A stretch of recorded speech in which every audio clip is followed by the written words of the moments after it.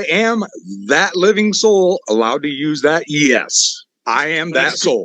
Sure, yeah, sure. Sure, yep, yes.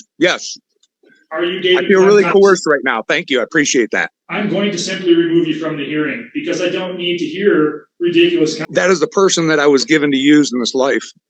And that proper style is upper lower case in accordance with SPR 89363, which is a court order to full faith and credit. I'm going to speak one more time, and then I'm going to allow a response. The answer is either going to be yes or no, and the answer to that question will determine whether or not you're involved in this hearing or not.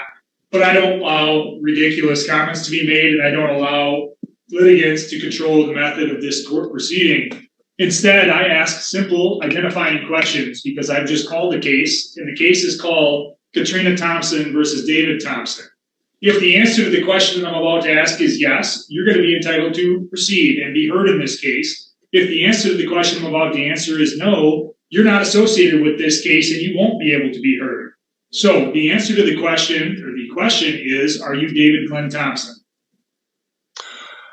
I am that living soul allowed to use that? Yes, I am that soul. Mr. Thompson, it's either a yes or no, or you're not going to be involved in the hearing. Let me take it a step further and let you know what happens if you are not David Glenn Thompson. My next question will be, is there any other David Glenn Thompson in the courtroom or otherwise? If I hear the answer to that question, no, it's likely that the court will issue a bench warrant for non-appearance. So it's your last chance to tell me. Sure, yep, yes. Are you David? I feel really coerced right now. Thank you, I appreciate it. The video opens with an extremely heated courtroom scene where a sovereign citizen is completely out of control and acting unreal. He talks over the judge and tries to dominate the hearing, but it doesn't last long. The judge firmly shuts him down and puts him in his place, setting the tone for what's coming next. Are you David Glenn Thompson? I believe I just answered that with a yes, and I feel really coerced right now. Mr. Thompson, I'm not going to allow ridiculousness to control the day in this court proceeding. I don't view this office as needing to allow that, and the law doesn't view this office as needing to allow it. I have a simple and straightforward job to proceed with. If you make that job difficult or impossible, I'm going to simply remove you from the hearing because I don't need to hear ridiculous commentary from you. So when I ask you if your name is what you're listed as on this docket and you tell me you feel coerced, I respond by indicating this. You can participate in this hearing if you're reasonable. If you're not reasonable, I'm going to remove you from the hearing. Am I clear?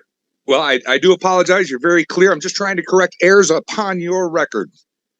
This record, again, Mr. Thompson, is clear. And it will be more clear if you let me proceed further past what should be fairly innocuous, which is whether or not you're a named party. Now that we've gotten past that rather innocuous, fairly clear point, the next really clear point is this. You're here today, Mr. Thompson, because there's an allegation that you've not been paid to support as ordered by the court. If you're found to have not been making reasonable payments out of your available income, the court could hold you in contempt. And contempt is punishable by potential jail. In this case, we're also here to address a bond that you had previously posted. So when you posted a bond, I ordered that a hearing would be set today. When I set that hearing, it's to address several things. Number one is to address the issue of contempt and whether or not I should forfeit the bond that you previously posted. The order specifically indicated to you why we're here, but because there appears to be difficulty in you understanding that, I'm going to go through it. Defendant is required under the terms of that written order that you got a copy of to show cause why you should not be held in contempt for failure to comply with the court's order.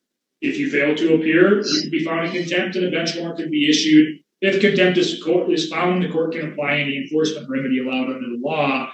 The bench warrant is discharged. So again, that's the requirement of the prior order. It enunciated clearly that you were going to appear here on December 5th, and I'm glad that you're present to be able to address those issues. So, Ms. Spillane, let's start with the bond. From the friend of the court standpoint, are you asking the bond to be applied towards any outstanding arrearages?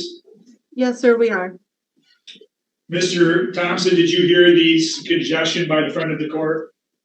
I did, and unfortunately, I did not put the bond up. A friend of mine put that up. I prefer it. The moment the judge says bench warrant, everything changes. You can literally see the panic hit as the tough sovereign citizen act collapses instantly. Reality sets in fast, And it's almost funny how quickly confidence turns into fear once real consequences and arrests are on the table. Well, the bond is required by statute, Mr. Thompson, and the reason it's required is because when you have outstanding arrears, the law says that if I issue a failure to appear bench warrant, as I did in this case, that I have a statutory duty to impose a bond in the amount of 25% of the outstanding arrears or higher based on my determination. So the amount of the bond that was posted on your behalf is going to be ordered to be forfeited towards the outstanding fines and outstanding child support arrearage. I understand your request, but I'm also confident that the person who posted bond in this child support related matter is, or should be aware of the fact that when posted, it couldn't be utilized for those purposes. So I note your objection, but I rule otherwise in order that the bond that was posted will be forfeited towards the ongoing support obligation and or any arrearages. Once that's done, Ms. Spillane, can you tell me in general, what is the outstanding arrears, if there are any, and what is the outstanding monthly support obligation? Your Honor, this is an arrears only case. Once that bond payment is credited to his account, the total balance would be $14,833.05. And does friend of the court have any suggestion on what we should do outside of having the bond forfeited as I've ordered already?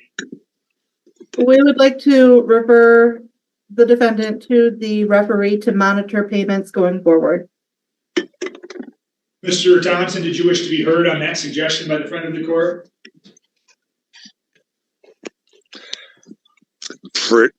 I don't even know what to say. I don't really feel that it matters what I say. You just do what you want. So, I mean, I'm looking at court orders in front of me. I'm looking at House Resolution number 10 saying, you can't ask for money because of the bankruptcy. I don't even believe this is an actual Article 3 court. But hey, here we are. And I'd like to know what happened to the promissory note that was sent in 2017 for $20,000 gold equivalent. Registered mail to Clerk DeVider, I think it is. And why that wasn't credited to the account, since that would be a securities under these laws here. So the court would note that I've exercised my discretion to mute Mr. Thompson. I'm going to do my best to explain why. This court proceeding has started difficult. It appears to be proceeding difficult, but it's really not a difficult understanding or case to understand in terms of the background. The background is that years ago, this case was instituted. It's a 2017 case number. It was instituted as a support matter. As the Ms. Spillane just indicated, this is a support arrears only matter, which means there's no longer any support that's currently charging, but there are outstanding arrears. Arrears means, of course, that there was a prior court order, and that court order was for Mr. Thompson to pay support. Mr. Thompson either did challenge that and was found not to have a legal challenge to that amount, or he didn't challenge it. And either way, the amounts have been, for years, been determined to have been owed. The amounts have not been paid, however. And even after this $5,600 bond has now been forfeited, the total of arrears are $14,833.05. That's not an insignificant amount.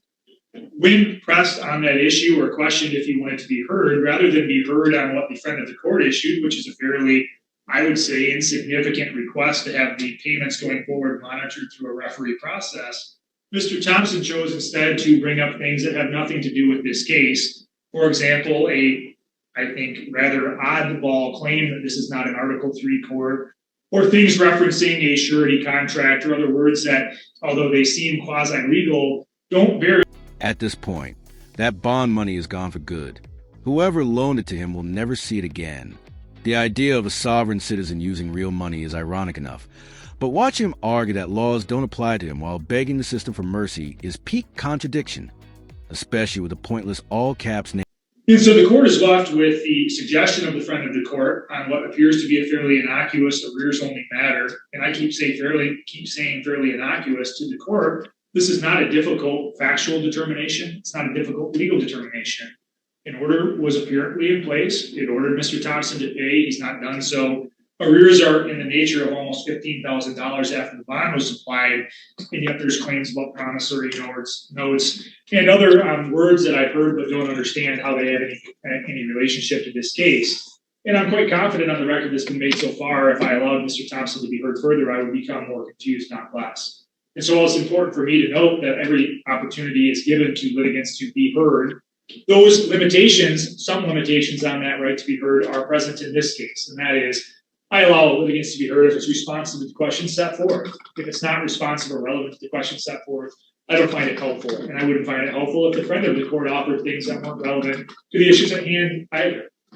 So again, the court has exercised its discretion to bar any further oral argument by Mr. Thompson. Instead, I'm going to follow the suggestion of the friend of the court. I'm going to refer this case to the referee docket for continued maintaining and watching over whether or not these payments are made going forward.